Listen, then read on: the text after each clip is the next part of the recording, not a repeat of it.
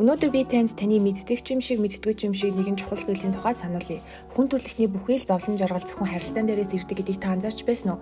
Хүн ганцаараа байгаагаасаа бус харилцаа муудагаасаа болж ганцаардаж байдаг.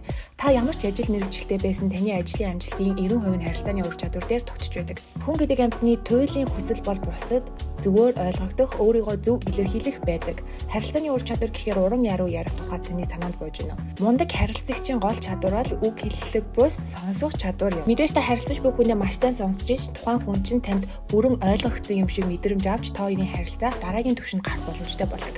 Ихэнх хүмүүс бусадтай харилцахдаа шүүх, харилцаж буй хүндээс шийдэл олж өгөх, зөвлөгөө өгдөг, сайн санаат нэгний дүрд ордог. Мөн дээрэс нь бид харилцаж буй хүндээ өөрийн үзмжээр хаяг шашуу зүүж хүнийхээ дагуу харилцаж байдаг. Жишээ нь энэ хүн бол ухаантай, мөнгөтэй, эсвэл ядуу, боловсралтай, эсвэл боловсралгүй гэх мэт бид өөрийн мэдлэлгүй дүгнэлт гаргасан байдаг. Та хэрвээ харилцаж хүнээ энэ надад зэлээ ухаантай, мөнгөтэй гэж бодчих юм бол за энэ хүн миний ярьж байгааг ойлгох болов эсвэл би энэ хүний ярьж байгааг ойлгох болов гэх мэт ийм сонсох чадварт чинь нөлөөлөх, сонсох чадварыг чинь үгүй хийх цаад татварууд гарч иж идэг. Тэгвэл хэрхэн сайн сонсогч болох вэ?